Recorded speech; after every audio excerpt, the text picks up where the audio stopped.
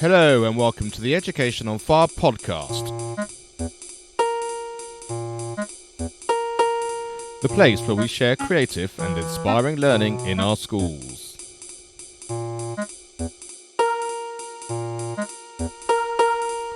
Season 4, Episode 52. Hello and welcome back to the Education on Fire podcast with me, Mark Taylor. Today I'm joined by David Chernaik from the Apollo Music Projects. And the Apollo Music Projects bring live classical music to children who might not otherwise have experienced it.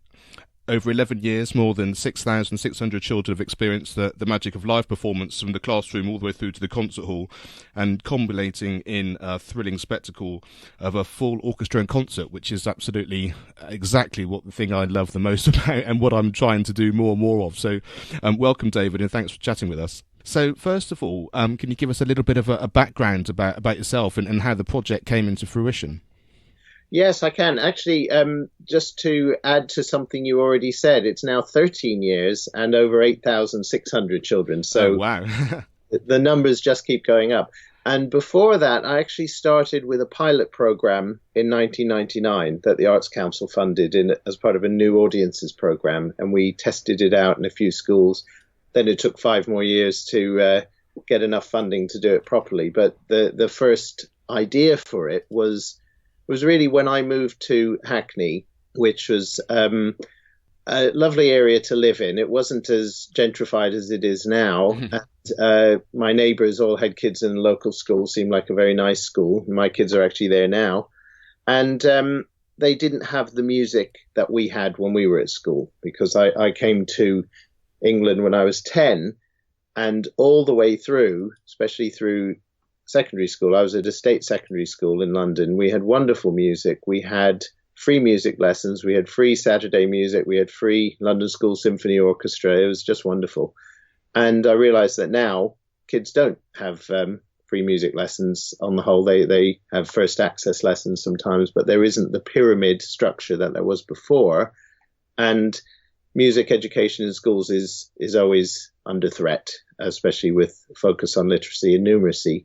So my idea was to try and see if I could find a way to give the kids in the local schools some music. And I thought, well, wouldn't it be nice to walk to work and I can go to the school and I can play music? And then I extended that further, and I read a wonderful book by about an American program.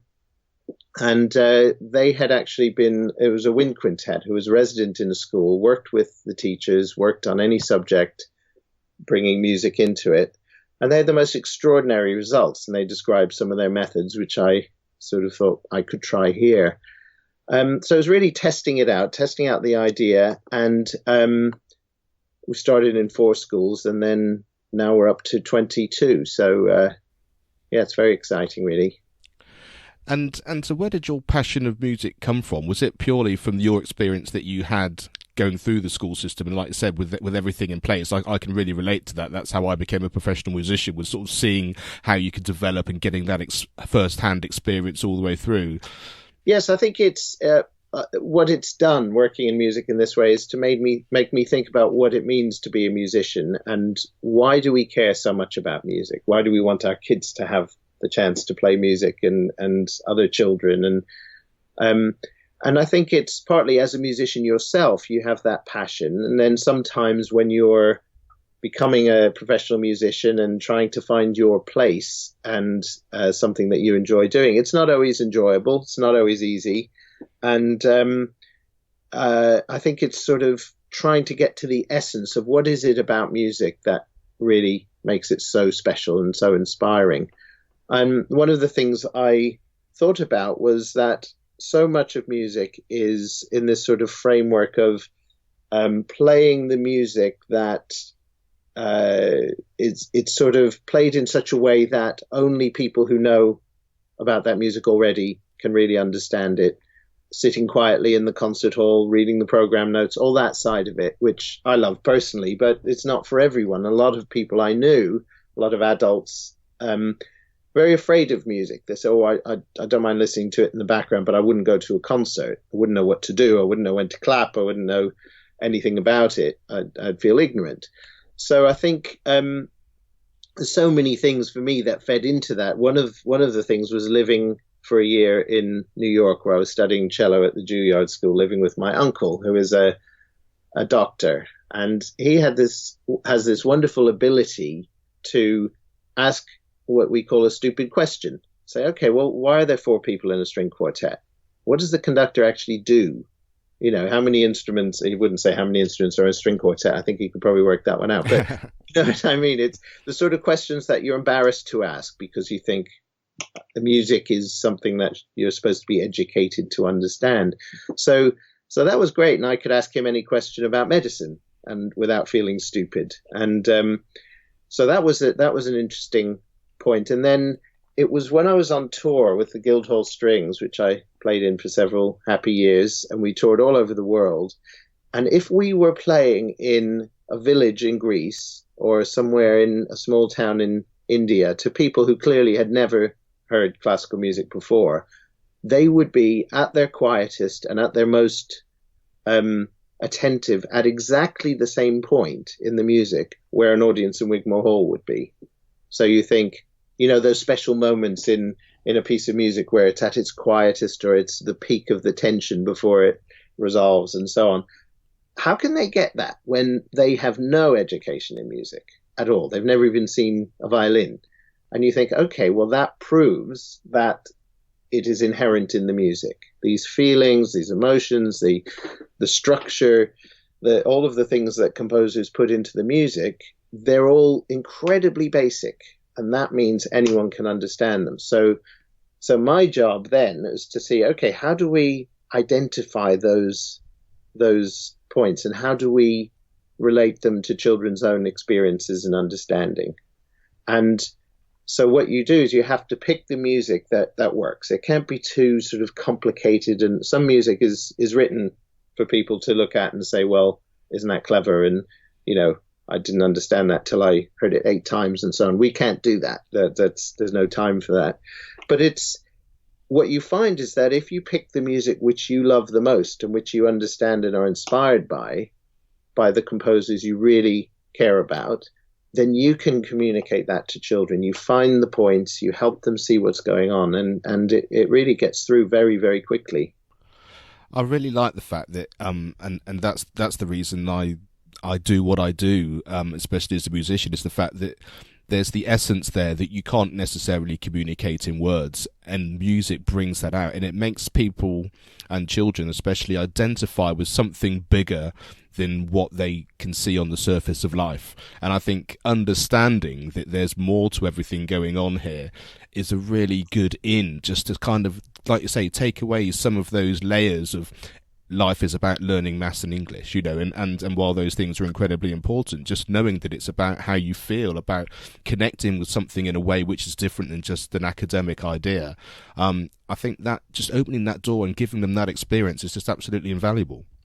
Yes, I love the way you've put that, and that's absolutely right. There's so many different angles to this that really make it work. I mean, one of them is in the music itself. It's the children's response to the music that is the most important. So it's, like you say, it's an emotional thing. It's opening their minds to the idea there's something beyond what you can explain. And children love that. They do it with reading, they do it with film, they do it with, you know, why do children love Harry Potter? It's not real. It's not the real world. In the real world, you can't walk through a brick wall. But why can't you? You know, it's the same thing. There are things that you can't, you know, you feel this feeling while you're hearing the music, and you see people concentrating, playing it in this incredibly, I don't know, a sort of, it's not serious, but it's concentrated. That's one of the things you have to get across. It's focus, it's intensity. And they see people playing with this intensity and they just think, hang on a minute, what's going on? And they become part of that. And you're sort of communicating that. And it helps children who maybe struggle with numbers, struggle with writing, but actually when they hear music, they suddenly can tell a story. We've had that several times. Kids who the teachers actually said, well, now I know how to help him write a story because he has not been able to do it all year. And then we play him a piece of music and say, well, what do you see or what do you imagine when you hear that? And this boy tells a whole story. And the teacher said, right, thanks, I know what to do now. Yeah, that's absolutely fantastic. And that's the thing about giving children experiences, isn't it? Because as educators and as adults, we don't know what it is that's going to light their fire or get them to connect in a way with themselves that they can express themselves. And so having these opportunities, which is exactly what you're doing, going in to give the opportunities to these children, is just something that, well, I personally think every child should have the opportunity to do. But we know with current funding and the way the system was in place, like you said, with the first access now, it's sort of the initial stage, that not every child does get that. So I think it's such a fantastic thing that you actually do. Can you take us through a little bit about how the project works? Do you go into the children's classrooms only, or is there a progression between that initial contact all the way through, as I said at the beginning, to a concert hall? How does the whole thing sort of fit together? Yeah, well, that's one of the things I think that makes what we do unusual. I haven't come across anyone else anywhere who does things the same way we do. And that most music projects will do one or the other. Either an orchestra will put on a concert for kids, go into schools and introduce it probably, but then it's a concert experience. And other music projects take place in schools. We do both. So the idea is that we go into each classroom, work with the whole class, so everyone is involved, whatever their, whether they know anything about music, whether they have behavioral issues, whatever. Everyone is part of it, and we work with each class 6 times. So they will hear string quartet. That's the basic group, which I run. They will also have a wind quartet and a brass quartet. And in each case, we're introducing the instruments, we're taking apart the music, we're sort of playing different styles of music to them. And one of the key things we do is to play parts separately. So you'll have a passage of music. You're looking at the sort of drama in the music, or the conversational way the composer uses the instruments, or textures. But then you actually take a passage, you stop and you play one part at a time and ask the kids very focused questions. Who played first? What can you hear? Why did the composer do that? Why did Beethoven have us all play and then stop? What happens when it stops? It's not, someone will say because you're tired. And actually we've only just played about half of music. So it's very nice of them. But someone will always say, because you don't know what's going to happen next. So therefore it's dramatic. Yes. And immediately you say, Beethoven's setting that out right from the beginning, that it's dramatic. Now you can analyze that. Charles Rosen was very good at that, saying that everything in a classical sonata form movement is in the first phrase. The first phrase will tell you what can be done with the rest of it, and so on. We don't have to go into that sort of detail. We just say, well, why did he do that? And he said, well, the kids will say, because it's dramatic, therefore the rest of the piece they will listen to with that in mind. So then we do that the 6 times, and in the middle of that program, which takes place over a couple of terms, the kids will all come out, say 3 or 4 schools at a time, to a chamber orchestra workshop. So around 200 kids. We've managed to find some wonderful venues which are close to the schools, which are often old town halls that are no longer used as town halls, but they become art centers or multi-use buildings. Some of these absolutely beautiful halls, and the kids walk past them and don't know they're there. So there's that element as well of sort of entitlement that Sure, they're allowed to hear this music. They're allowed in these buildings. They're allowed to get up close to expensive instruments and not touch them, and but listen to them, and so then they're getting the sort of concert experience, but it's still intimate because they know the players.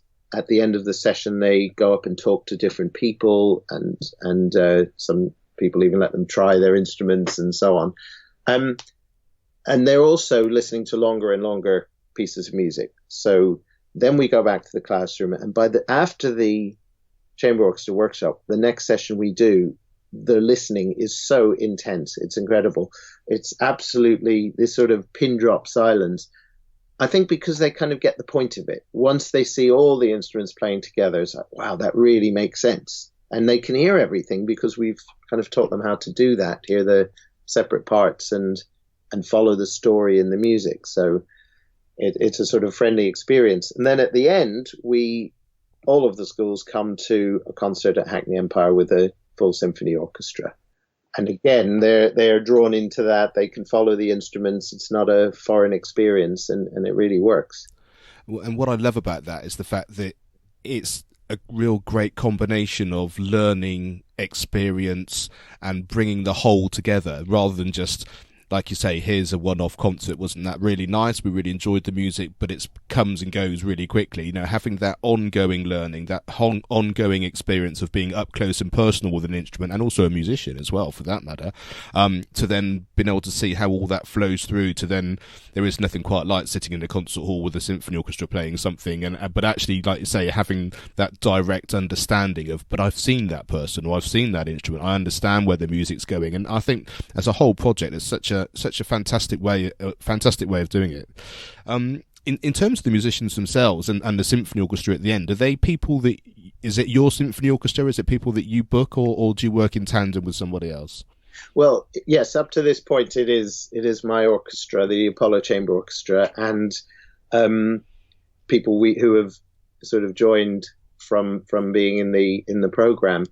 And obviously, if in the future we expand and we're working in different parts of the country, we would, be delighted to work with other musicians as well, and sort of train them in what we do and our methods, and how we can really capture the attention of the kids, just the way you described. That's sort of the key point of it, is that the personal thing. So you're taking an experience which is of sitting in a concert. Of course, there's a wow factor of being in this amazing space.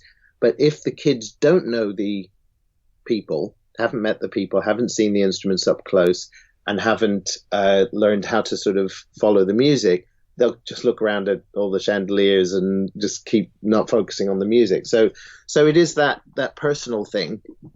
And I think it's what we've found is that almost by osmosis, by sort of playing in the sessions, the musicians come to think about music in a slightly different way, and to perform in a different way, to notice different things. So we're actually noticing what the kids are noticing.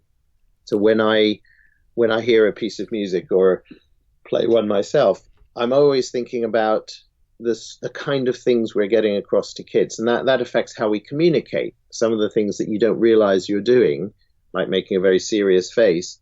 Okay, you don't have to grin. In fact, it's better if you don't, but you do have to sort of allow your facial expressions to relax a bit, and not be so serious in your expression, because that can put people off. So if the music is beautiful, you're allowed to just sort of relax your face and have a little tiny smile and so on, and look at each other a bit more, communicate. We can do anything without looking as musicians, but sometimes it's nice to just sort of make eye contact, let the kids see that you're making eye contact, because otherwise they don't really know how you do it. Absolutely. And what I love about that from a professional musician's point of view is the fact that as a profession, we're very much, while it's very collaborative because we're playing with lots of people, it's very individually focused as well. It's about, what am I doing with me? How is this affecting me? What am I doing here? And it's only when you can do exactly what you just said and think, but I'm not just doing it for myself, I'm doing it with other people, but I'm also doing it for my audience. And then all of a sudden, when that becomes your sort of focus and your sort of understanding, your sort of your ability to let go and actually play, I think, actually really improves as well. Yes, that's absolutely right. And it's there was something, I went to open rehearsal Gustavo Dudamel did at the Barbican, and he said something which I thought was absolutely brilliant. He said that when we rehearse, he was saying this to the audience, we rehearse, it's basically a conversation between the music and us, the musicians and the music, and we're expressing the composer's intentions, we're communicating with each other and so on. But then you come, then the audience comes, and then there's a triangle. And without that, the music doesn't exist. And I thought that was absolutely brilliant.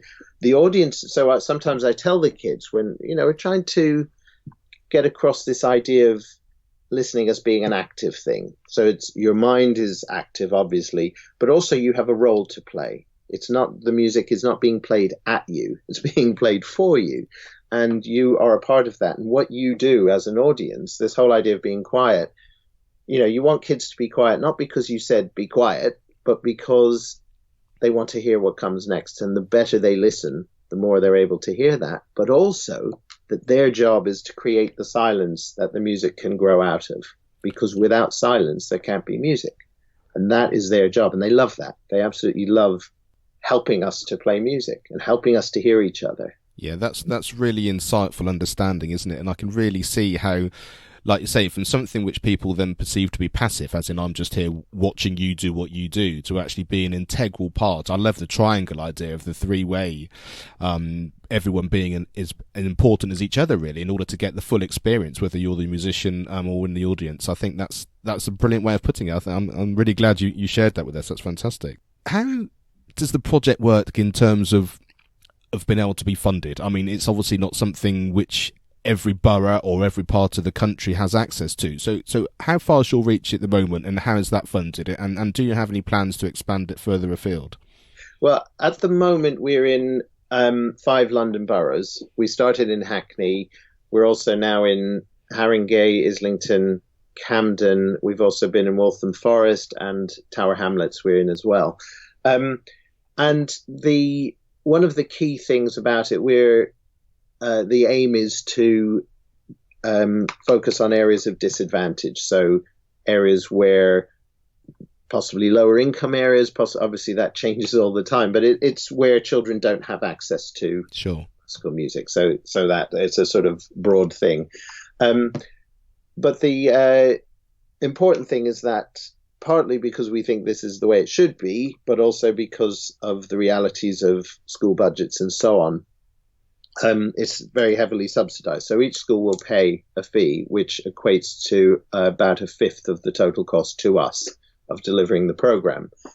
So obviously you've got the organization's administration, but you have musicians, and musicians are all paid properly.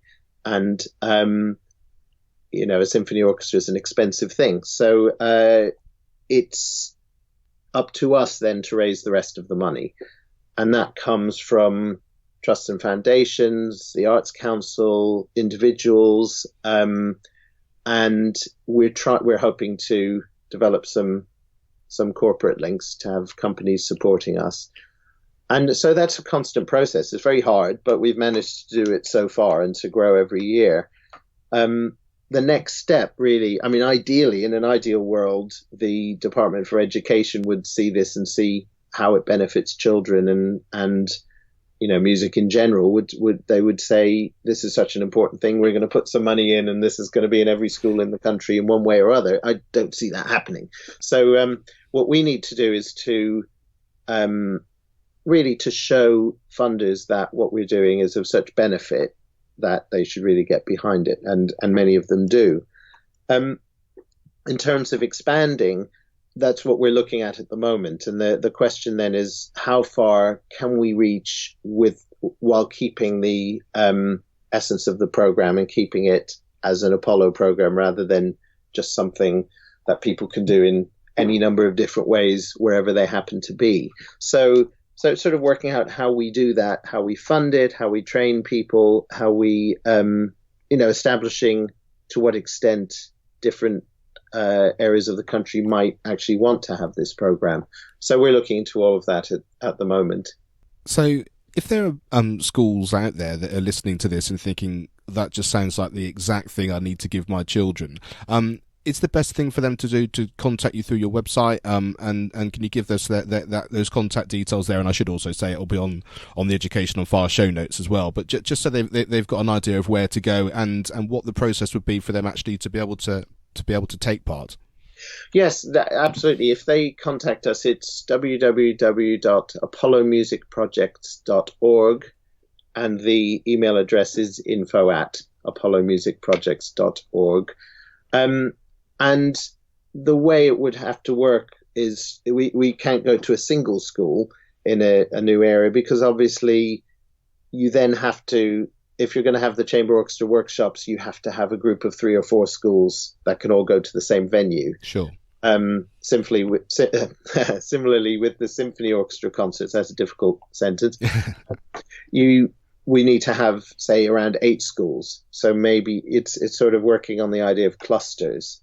And that could be, if there is an individual school who is interested, that could be them looking and saying, well, okay, what group of schools do we have that we work with? Or should we put you in touch with the music hub, who actually run all the music and know which school is which and know who's expressed an interest, who has a need?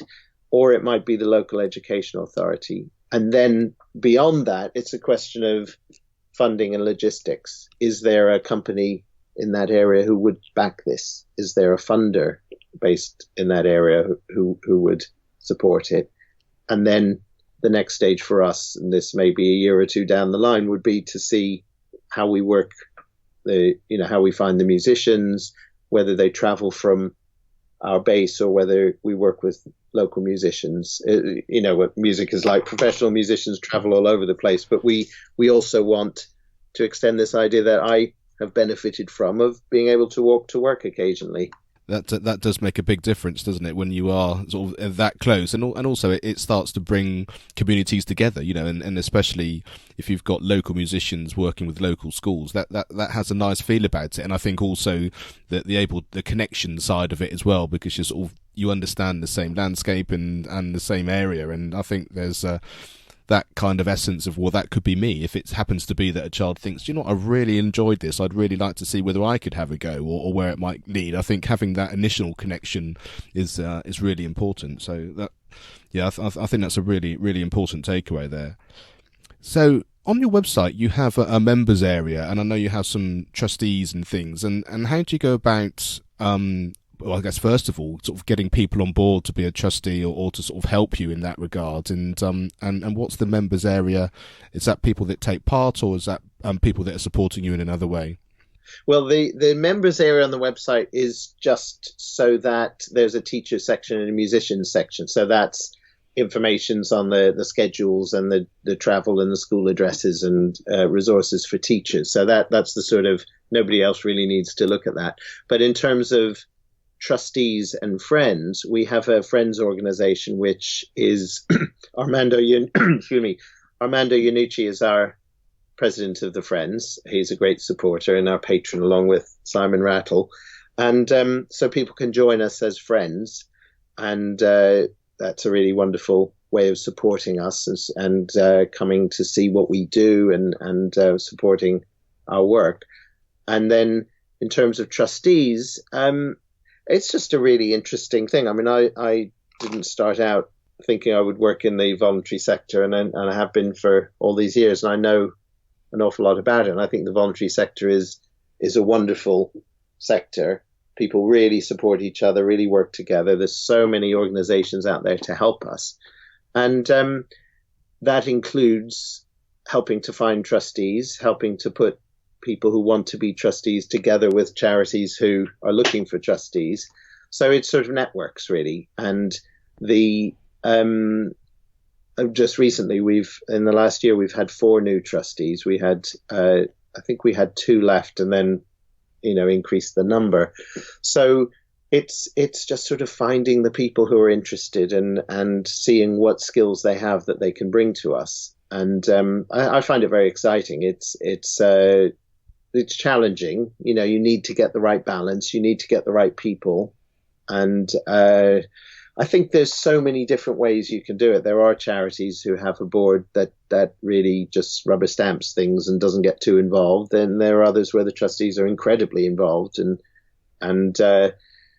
it's just sort of, as the organization grows and the staff and executive becomes bigger and stronger, you have to have a clarity of roles, but you also need support, and the trustees are there to support and to guide and to make sure the charity carries out its charitable aims and manages its budgets and so on. So, very interesting. And it's a really important foundation, isn't it? Especially, as you were saying, in terms of expansion and wanting to move further out of London, or whether you can expand sort of really into the whole country. You need that foundation and understanding and support in order to make sure, like you say, that it goes in the direction that you want to, and it's essentially your project that is being able to be expanded rather than just doing it for the sake of it. And I think that's a really important point, that actually when you've got the foundations in place, then everything else is possible. It's always very difficult, especially in this industry, in terms of getting the funding you need, because these things are expensive. But if you're doing it in the right way, and it's as exciting and as important as your project is, I just think it's a brilliant thing, and I really hope that there's someone listening who may be connected to a company or an organisation that has access to funds that can really help you and support you to make it grow and have the vision that you want it to do and affect as many children as possible. Well, that would be absolutely fantastic. And that is what it's about. It's about, and one of our trustees was, they were having the conversation recently, well, do we want it to grow? We're doing really well. We've got 1,200 kids a year. Everyone thinks it's great. It's really wonderful. Why don't we just keep doing that? And the answer was, well, I didn't join the organization to just do the same thing. If it's that good, which we think it is, then every child should have the chance to benefit. And, I can't, I'm not sort of saying I think that our project should be in every school in the country. That's not something we would even want, but that every school should have music. Every school should have music programs, and this should be one of the options, or similar programs. And in terms of our own reach, I think it's partly one of the things I'm very excited about with the next phase. I've always led the workshops myself, and a lot of my colleagues are now saying, well, I'd like to do that, and I think I could do it really well. And so we're going to be training our existing musicians, growing our workforce of workshop leaders. And then, for each person who currently works with me, who is then able to do schools, they could do 4 schools or 8 schools themselves. And that would then bring in other musicians. So it's also about, if you think of music graduates now, and there's so much pressure on them and to find a career and to find places to play and so on. And I think they need help as well. And they need guidance. They need new opportunities. And also this way of thinking about music. It's gets you away from the pressure of having to play every note perfectly and doing competitions and so on, because it's focusing again on the essence of music and on communication. And I think a lot of musicians would be very happy to be a part of that. I think that's a great place to finish, because I think that is indeed the essence of everything, and I think music is the perfect thing for that, and to support children in that kind of way. So, David, thank you so much for chatting to me, and I'm really excited about the project, and I'd like to find out more, and I'd certainly like to come and actually see some of this in action, if you don't mind me coming to have a look. And I wish you well for the future, and I hope it expands and grows in a way that enables you to touch as many children as possible.